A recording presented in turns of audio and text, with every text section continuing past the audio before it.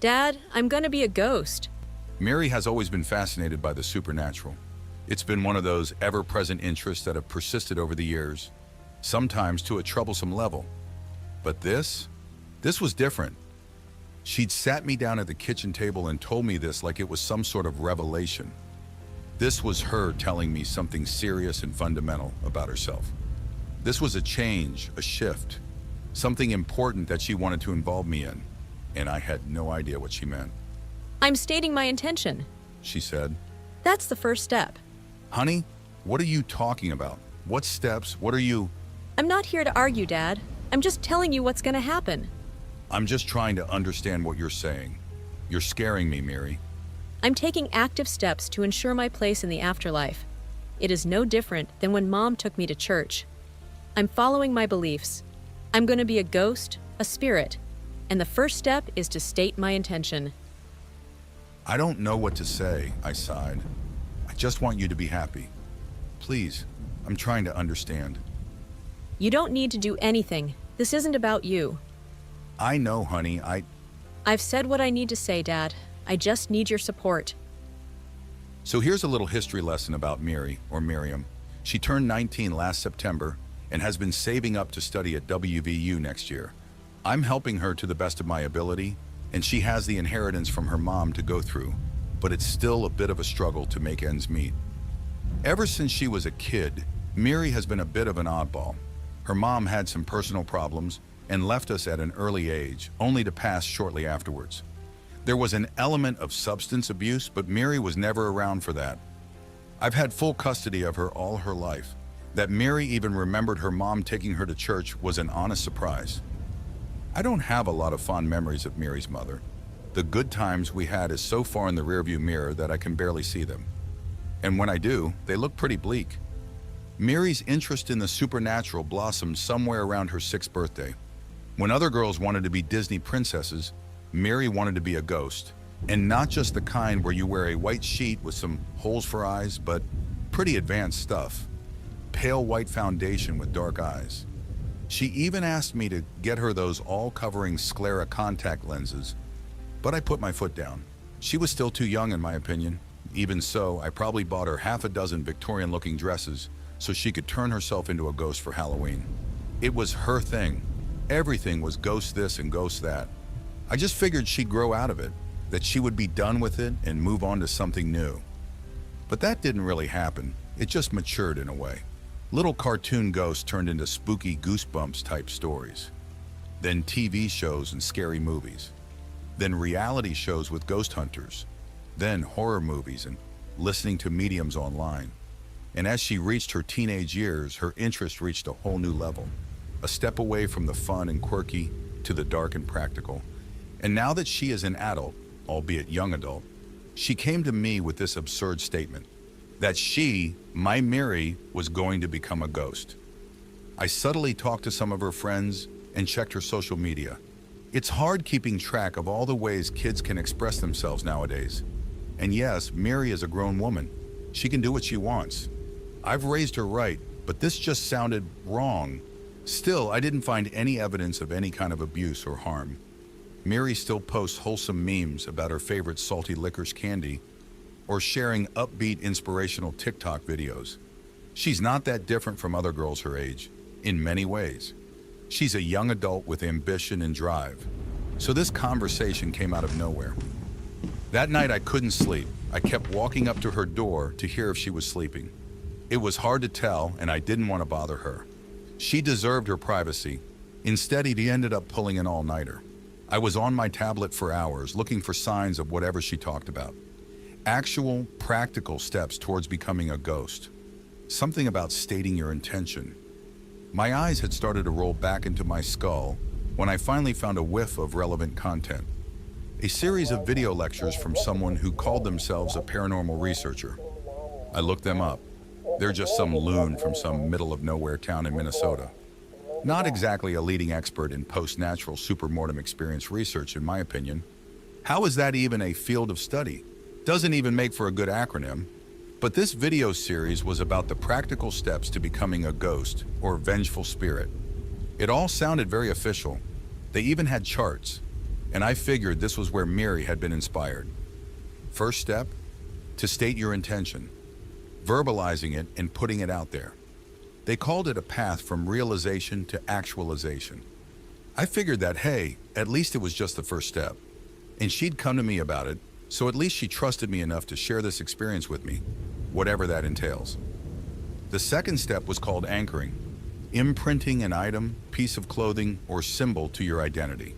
Something simple to focus on at the last moment of life, which can become an anchor to your supermortem experience. The video reviewed ways of anchoring and things that make appropriate anchors. This was where the idea of haunted things come from, the anchor. The third and final step was by far the most disturbing. Emotional devastation. By combining an anchor with the intent to pass into a supermortem being, at the time of massive trauma, you could solidify a supermortem connection. The greater the scale and depth of the trauma, the more potent the reaction.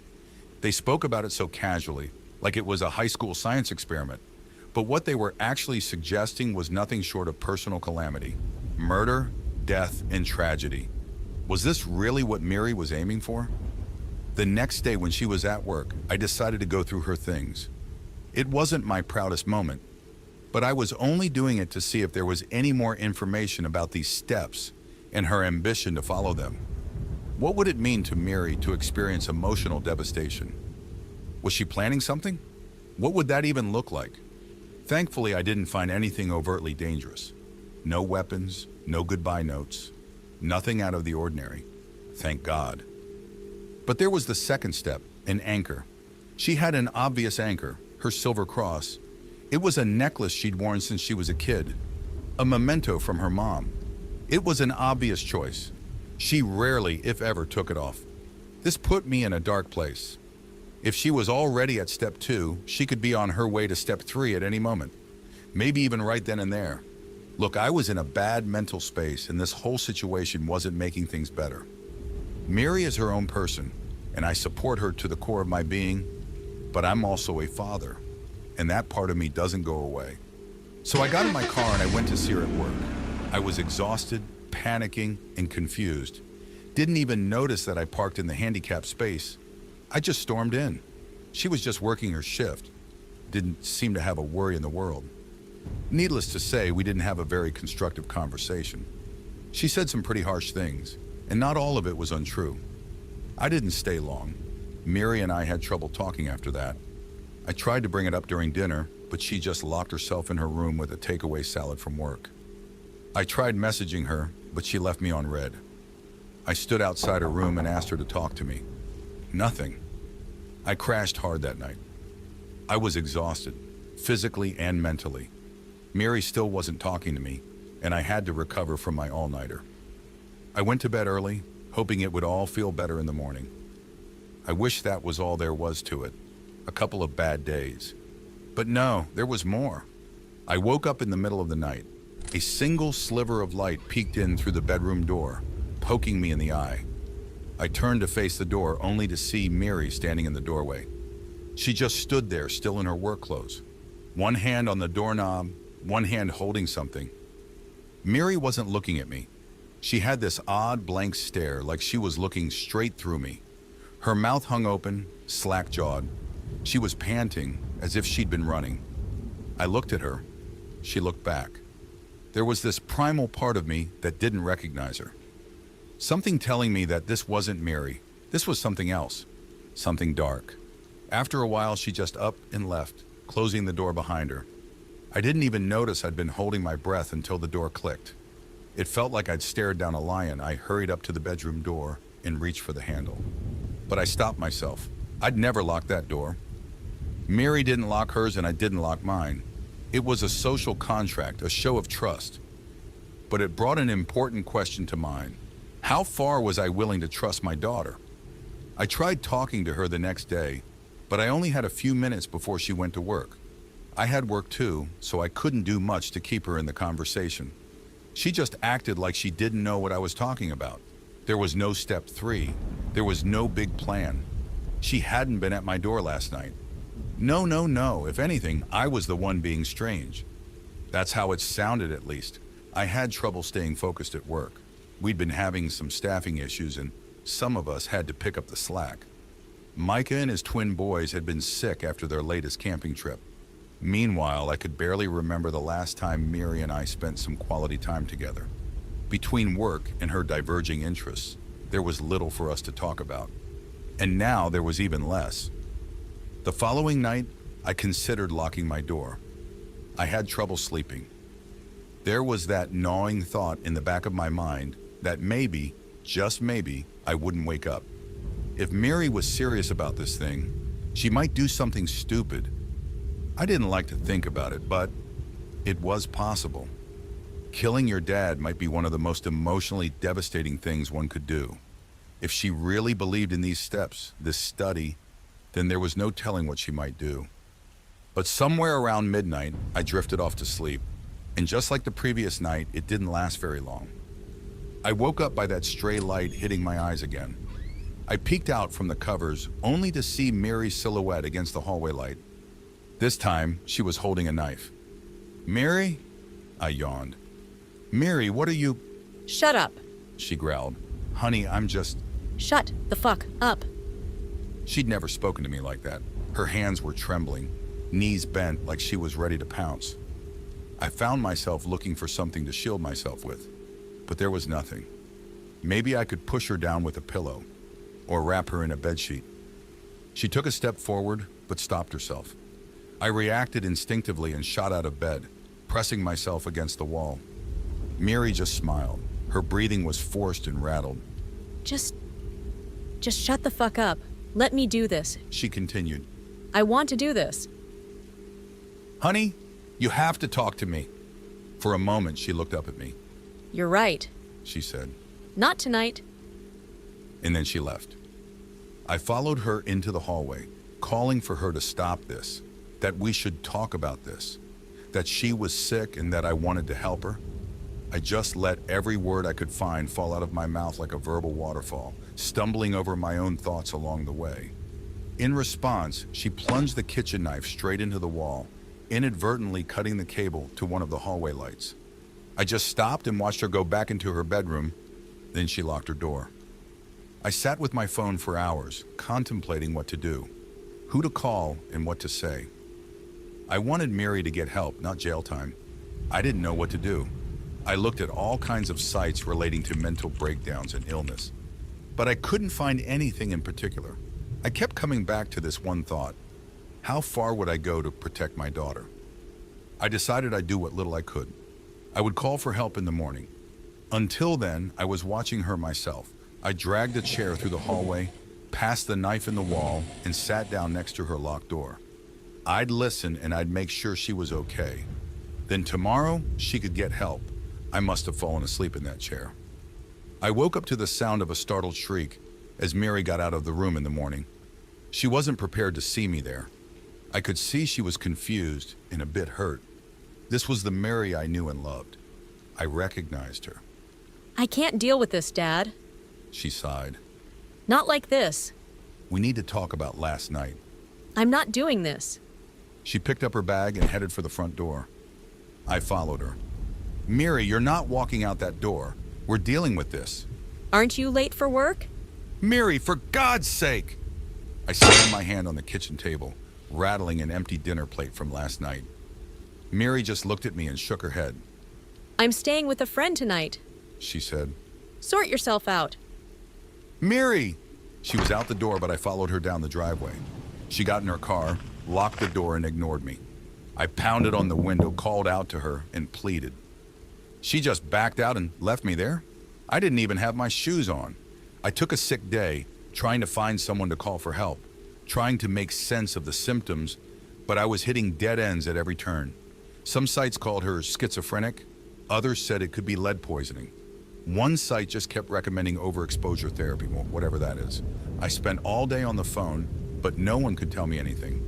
They asked me to book a time for consultation and to take her in for examination. But as soon as I explained that she was legally an adult, the conversation stopped. It seemed that my options were to either call the police or get her to come voluntarily. Neither was a feasible option. I couldn't lose her. I tried calling Mary all day, but there was no response. She'd either blocked me or turned off her phone. She wasn't online on her socials, and she wasn't checking her email. I considered going to her job to talk to her directly, but I'd already tried that once. Going back there might get me barred forever.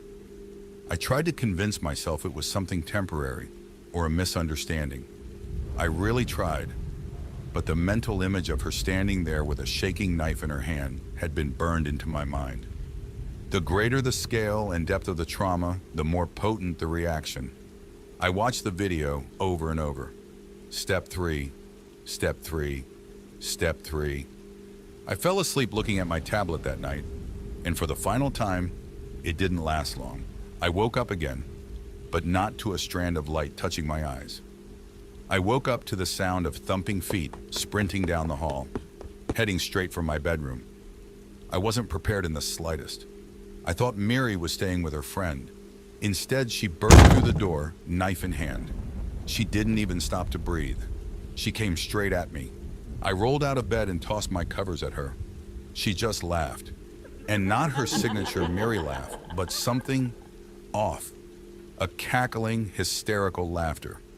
It pulled at a cold nerve along my spine as my pulse raced. She was going to kill me. Step 3. As she untangled herself, I hurried into the hallway. I could hear Mary panting behind me, trying to catch up. She was so excited, manic joy. I threw myself into the bathroom, slamming the door behind me and turning the lock. I could hear her rush past the door, not even stopping to check. She had a plan. I didn't skip a beat. I scrambled for something to defend myself with. Not to hurt her, but maybe hold her down or keep her off. Tie her down or wrap her in a towel, anything. But I didn't get to think for long before I heard a thump at the bathroom window. I barely had the time to turn my head before she threw herself at it, breaking the glass with reckless abandon, throwing shards all over the floor, and falling haphazardly into the empty bathtub. I backed away, feeling a piece of glass digging into my big toe. Mary struggled to get up. She was still laughing. I backed out into the hallway, hearing the crunching noise of crackling glass as Mary got out of the bathtub. I shut the door and held it back, trying to give myself some time to talk to her. She threw herself at the door, slamming her head into it over and over. "Mary!" I called out. "Mary, what the hell are you doing?" Her laugh grew from maniacal to this deeply unsettling heaving. I could hear the thumping of her head reaching higher and higher. Seconds later, she was just making this awful droning noise, exhaling loudly against the door. The thumping stopped. "I'm calling the police, Mary. We need to deal with..." The door was torn off its hinges as Mary ripped it out of the frame. She looked about 3 feet taller, and her one arm had taken on a strange shape, like it had an extra joint. And her face, that wasn't her face anymore. I stumbled backwards. I felt a part of me grow cold as I realized I had a knife lodged deep into my left shoulder. Mary's long arm had shot out like a scorpion stinger. It was such a shock that my legs just gave out. My body wasn't responding anymore. My heart had had enough. I sank to the floor as she loomed over me. This wasn't my Mary. This was something else. And it was doing something to her just as much as it was to me. I was panicking, not knowing how to save either of us. That dark, sinking feeling where you realize just how fast you're running out of options. "I'ma be a ghost, Daddy." The thing grinned. "I'ma be a ghost." My mind took me down an unsuspecting road. Akin to your life flashing before your eyes, a realization dawned on me. There had been someone else in my life that had followed the 3 steps to become a spirit. Maybe inadvertently. Mary's mother had said one last thing to me the day she lost custody. She had leaned forward, spat on my shoes, and growled. "I'll haunt your booking nightmares." She'd said so many horrible things to me over the years, I hadn't really thought about it. It was just one more thing in a long list of abusive language. But in the context of those steps, it could be considered an intention. An anchor? Well, the Silver Cross, it meant a lot to her, just as it did to Mary. An emotional devastation. Well, pretty much everything about that woman was a tragedy. From the way she lived to the way she died. It was a long shot, but it might be her. and looking at the face of Mary's twisted image, I could recognize the malice. And as it pulled the knife from my shoulder to end me, I did what little I could. I tore the little silver cross from her neck, put it in my mouth, and bit down, breaking it into 2 distinct pieces. With a desperate shriek, she sunk the knife into me again. I recognized her anger from that day at the courthouse. This was the same woman who'd had Mary taken from her all those years ago. And with every beat of my heart, the world grew darker as I bled out on the floor. But unconsciousness is just like blinking. One moment you're there, one moment you're somewhere else. And I went from feeling bad to downright miserable. I was in a hospital recovering from 3 stab wounds, bandages on my shoulder, hand, and the side of my stomach. There was this parade of people asking to talk to me, a nurse, a doctor, and then a couple of police officers. I insisted that I had to see Mary and that I wasn't pressing charges. It was hard to explain how this could all be a misunderstanding and that I desperately wanted to see my girl again. They agreed to let me see her. Mary was wheeled in. Her feet were bandaged from severe glass cuts, so she had to use a wheelchair. There was an awkward silence as they allowed us to speak in private. When we were finally alone, she held my hand tight. I sighed with relief. "Why would you want this?" I asked. "Why would you want to be a spirit?" It's... Dad, I'm sorry. She took a deep breath and wiped a tear from her eye. I just wanted to be like Mom. Turns out Mary had been getting visits from her mom for years. A whisper in the night telling Mary to join her. Little hints and nudges. No wonder Mary had such an obsession with ghosts. She was experiencing one almost daily. She was wearing its anchor around her neck. With that gone, Mary had a clear image of what had happened. The nightly visits, the obsession. It was like a fog had cleared from her mind. Such a relief. Now Mary still has an interest in the supernatural to this day. That, if anything, will never change. But now she can explore that interest on her own terms, without any outside influence. And if she still wants to be a ghost, well, that's her choice. But I don't think a girl like Mary can go through with step 3. She really is a sweetheart. I don't want anyone to think otherwise. She's still going to WVU, and when all is said and done, I think we can get past this. But I wonder, why does she still lock her door at night?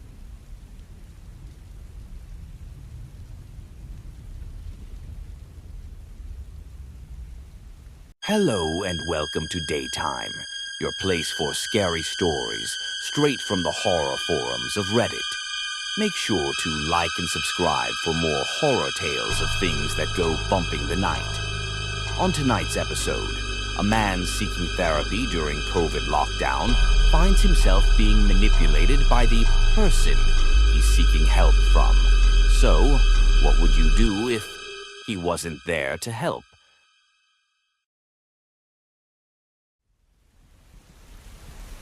I had a lot going on during the COVID pandemic. My dad passed away from an unrelated illness, and lockdown was driving me mad. I'd always been a bit paranoid, but being locked inside turned it all up to 11. My home was converted into a makeshift prison, an asylum where I was supposed to be my own caretaker. I didn't have much trouble switching to remote work. I usually worked exclusively with overseas clients anyway, so the only thing that really changed was the software, the chair, and my pre-rendered background. But as days turned to weeks, it became increasingly obvious that I wasn't okay. I'd sleep anywhere from 2 to 12 hours a night, and with no discernible pattern. I'd wake up crying without knowing why. Sometimes I couldn't even open the bathroom door, as I tricked myself into believing there might be someone on the other side. Having lost my dad, I was feeling more mortal than ever. The news, the internet, and the radio were all saying the same thing. Going outside was the end, and at that time in my life, I couldn't handle more death. Everything feels different when you're forced to stay inside. The walls seem closer, and your chest tightens. It feels like the air grows thinner, warmer. You can feel your breaths enter your lungs. They don't sustain you.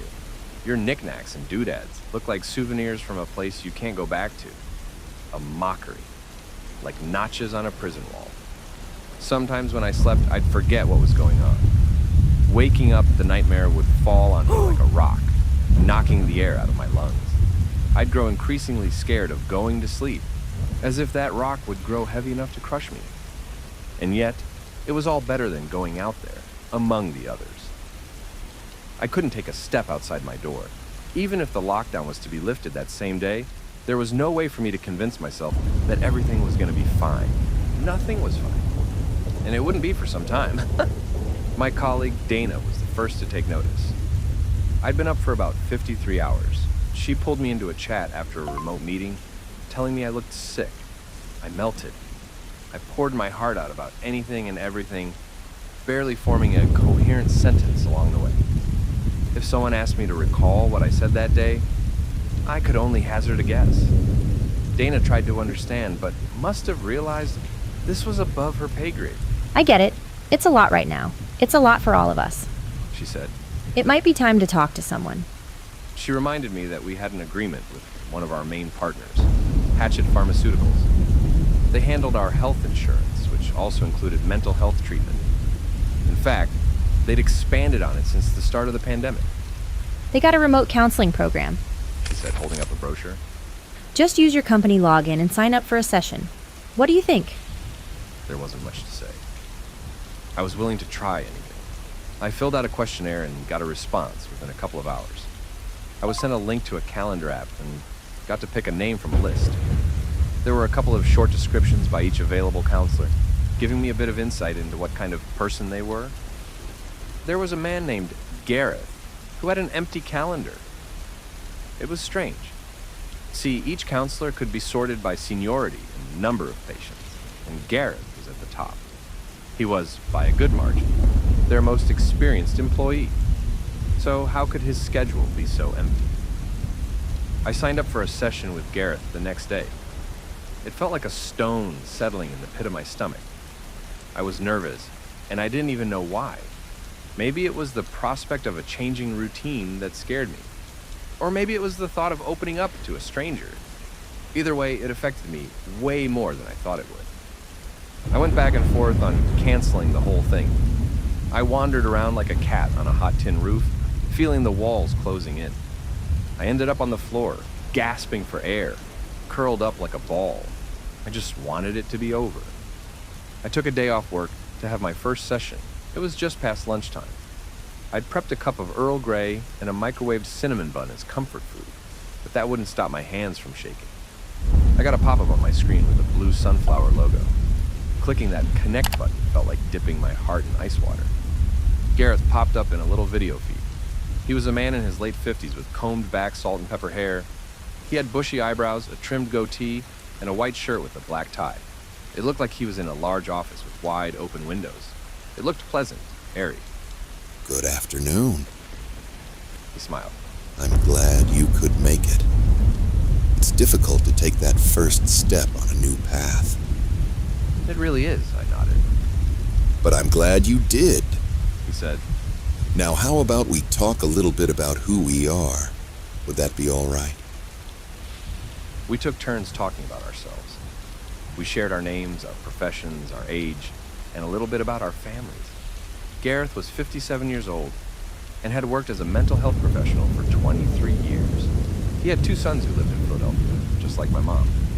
We spent some time talking about how we'd adapted to the pandemic and how we felt about having to stay inside, wear masks, and the way it affected the way we looked at other people. I barely noticed it, but Gareth had accidentally made me reveal my issues without me even realizing it.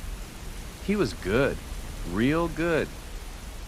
I had told him about how difficult my life felt, that I felt trapped in my own home, but that the outside was even worse.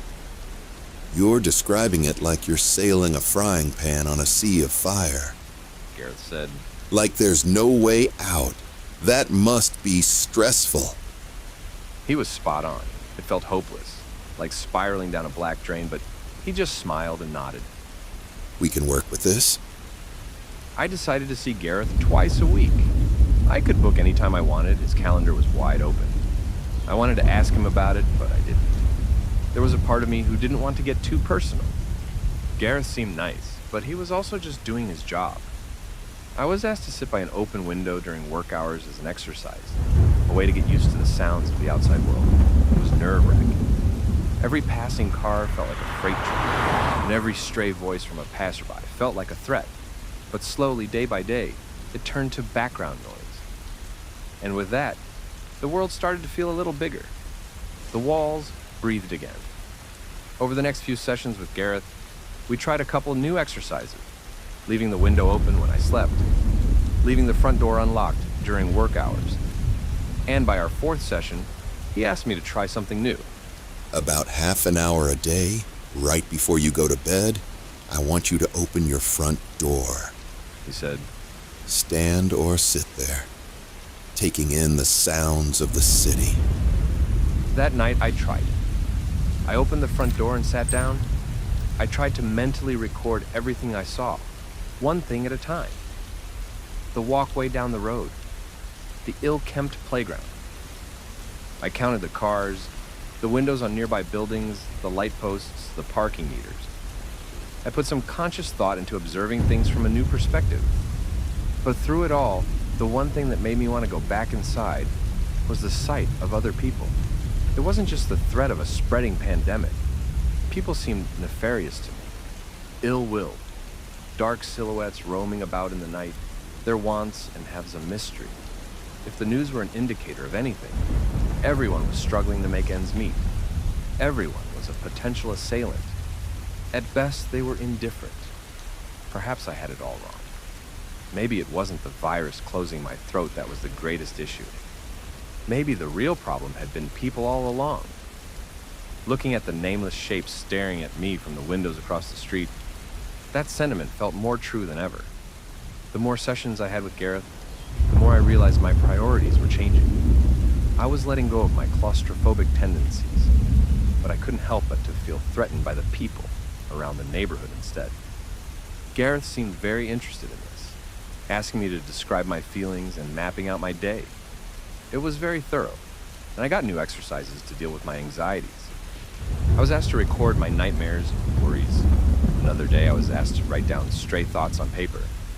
Another day, we had a session about how to practically deal with intruders and how it made me feel that there might be people out there who wanted to harm me. We talked about the many ways people could disappoint you and how easy it was to retreat from the public.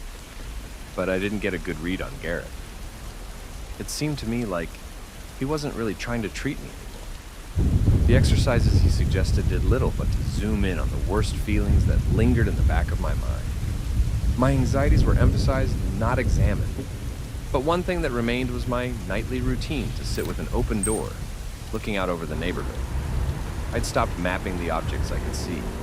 Instead, focusing on the neighbors, strangers walking past in the night.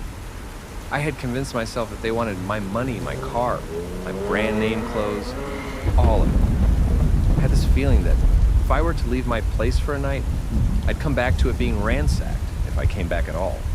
It was easier to just stay inside. One of those nights, however, I saw something. On the other side of the ruined playground, there were a series of row houses. One of the doors were left wide open.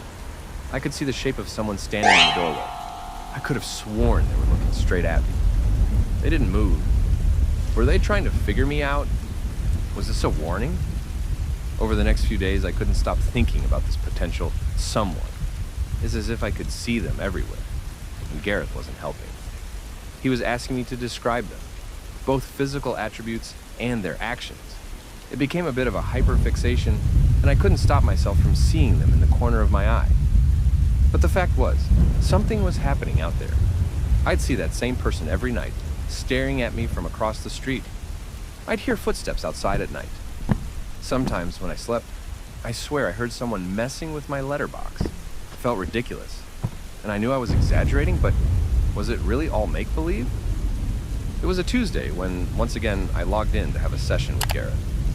The weather was rough, and some construction work had cut off my high-speed internet.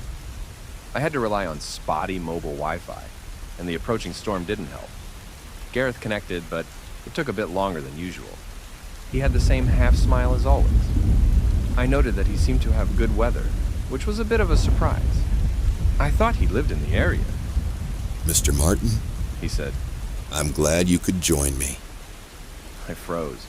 I checked my webcam, making sure it was working properly. The resolution was a bit spotty, but there was no question about it. My face was clear enough. My name is not Martin. Not only should Gareth know that, but he could also see and hear me. It was very strange. I was caught off guard. Of course, I said. I wouldn't miss it. Gareth sat completely still, looking straight ahead. He was silent for almost a full minute, then sort of sprung to life. I thought that maybe the storm was interrupting the Wi-Fi, but it seemed to be working fine. Maybe there was an issue with Gareth's calendar app. Then again, if that was the case, how come he didn't recognize me? Have you been keeping up with your exercises? He asked. Yeah, I said, yeah, I have. So let's hear it then. He continued. What did you learn? About what? Gareth leaned back in his chair and chuckled. It was a warm sound, but there was something hollow in it. The screen froze, and in a heartbeat, he was back to leaning forward, looking straight into the camera. About your target. I barely had to say anything. This Martin person had come to Gareth for an issue similar to mine, something he had diagnosed as general anxiety disorder. It seemed like Gareth had poked and prodded Martin in a way that focused their issues on an external threat. Other people. A neighbor?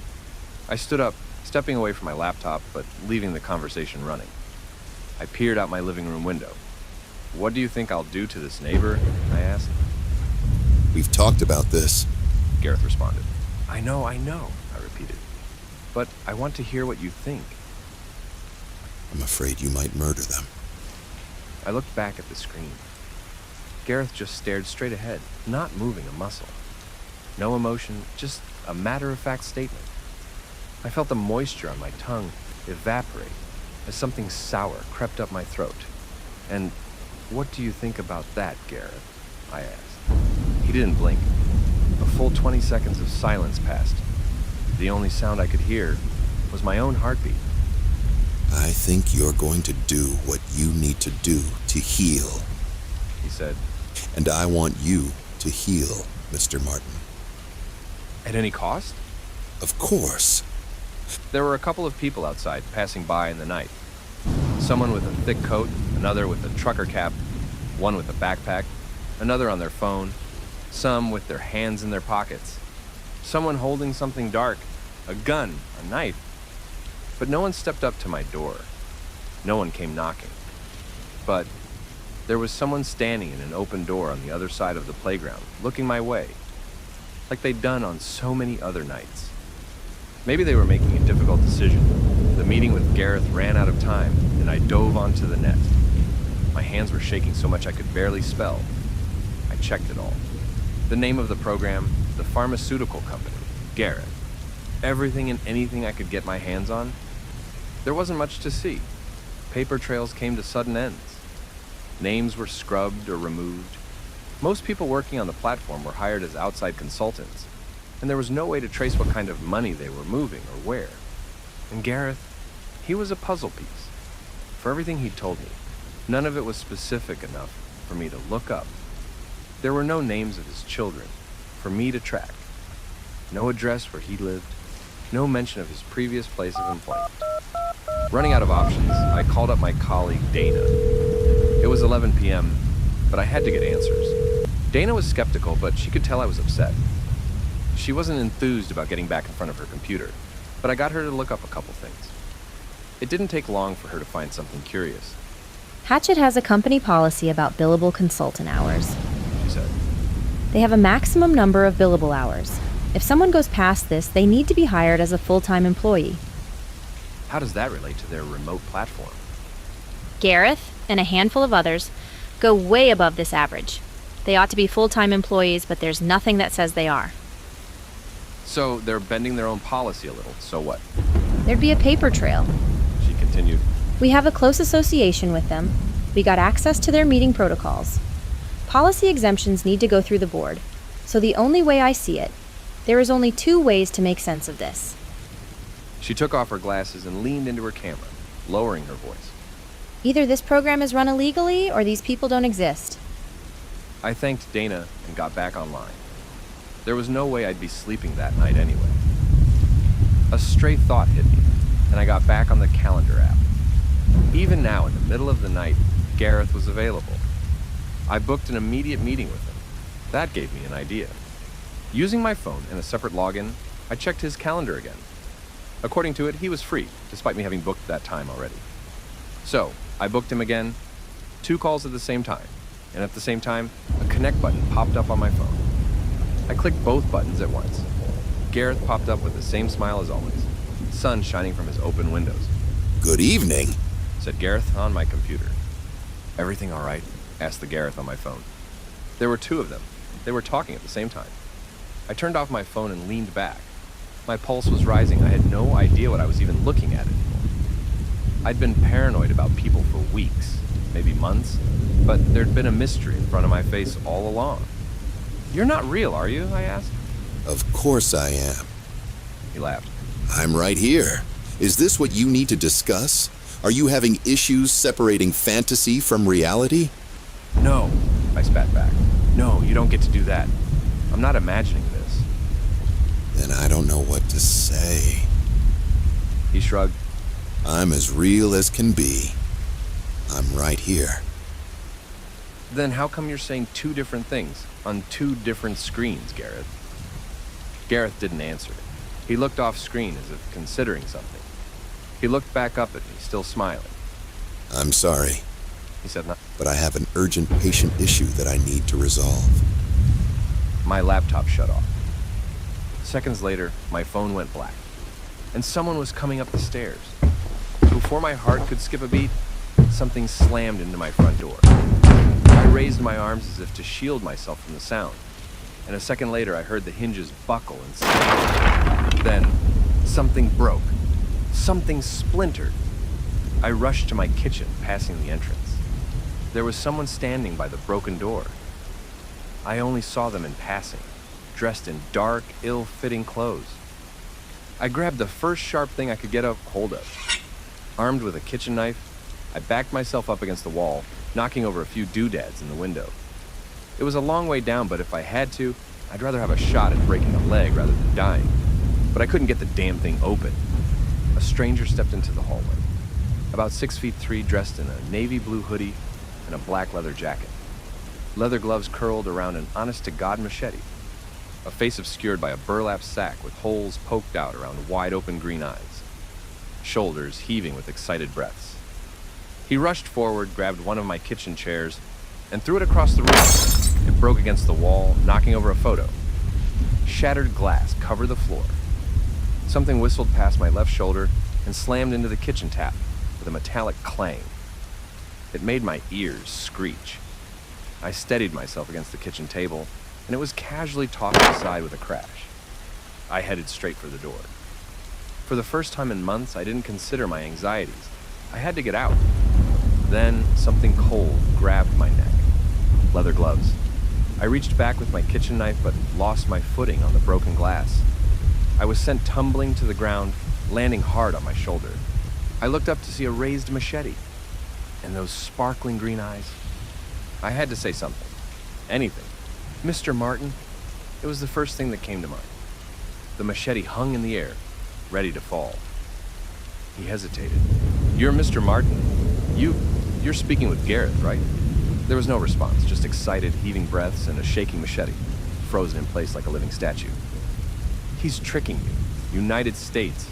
He's tricking us. He's not real, Mr. Martin. He's not real. Something clicked. A heavy boot stepped on my wrist, kicking my knife away. The machete crept closer, cold steel resting on my chin. I felt the warmth leave the tip of my fingers. I win. A hoarse voice wheezed. I got you first. I'm not playing any games. I'm not. For the first time, he blinked. He tilted his head. I continued. I'm not playing Mr. Martin. You can't be first if I'm not playing. You were trying to get me first. No, I wasn't. You're lying. The tip of the machete pushed into my skin, shaving a couple of hairs and cutting a 2-inch gash across my jaw. Pain, like sharp ice, spread across my face. Then a noise. A loud electronic noise. My phone must have come back on. Martin stopped. He was having trouble hiding his glee. He was giggling like a schoolboy. And this was funny to him, if anything. Answer it. He chuckled. I want them to hear. I took my phone out. It was Dana. Answer it. He repeated. Put it on speaker. So I did. Dana's voice came through. Something about what we'd talked about had kept her up as well. She had always been the kind of person who couldn't let go of a good mystery. You gotta hear this. She said, going straight into a rant. I think I got something. I held up the phone for Martin to hear as Dana explained her findings. It turned out the program wasn't supported by our healthcare deal. It was just registered as a support feature, and it was included in the same paperwork. It was never literally spelled out as a health service. Looking into the fine print, it was specified as a technical support feature. You get it? She laughed. They're not a mental health care provider. They're hired to handle data collection. What? I whispered. They're gathering data. That's their primary function. Data like mental health problems, stress-related issues, ages, locations, trends, dreams, wants. Or how fast they can get us to kill one another. Dana laughed. I looked up at Martin. He wasn't laughing. The machete pierced my phone as he flicked it across the floor. His eyes sunk. He didn't look as excited anymore. His shoulders slumped with a loud sigh. You're not playing. He wheezed. No, I'm not. He took his foot off my arm. I could feel the warmth running back into my fingertips. With the casual stroll of someone heading to the supermarket, he headed for the exit. Without looking back, he shared a few parting words. I would have won. Over the next few days, we lost access to the program. Dana and I couldn't do or say anything. Turns out they had baked more than we'd anticipated into the terms of service. It explicitly stated that it was an experimental service and wasn't to be used as a substitute for conventional mental health care. It was all just data collection. Some artificial program meant to get people talking, engaging them and pushing them to tell them more and more and more. Not aiming to help them or guide them, but to get them to return, talk, and stay engaged with the platform. And this Martin guy? Turns out there was no neighbor with that name. There was, however, a man who'd been found dead in the row house across the street, slashed to pieces and kept in plastic bags in a bathtub. Someone had been squatting there since the beginning of the pandemic. Someone who the neighbors described as a strange man with bright green eyes. I think Gareth was just keeping this murderer engaged, poking him to go further, to do more, and to stay occupied. I don't think it was a conscious decision. It was just algorithms. Oddly enough, I think my paranoid tendencies have eased. As the pandemic came to an end, I figure something as absurd as this whole thing won't happen to the same person twice. No matter what I run into out there, I don't think it's going to be another killer. It's freeing in a way. If I can survive this, I can survive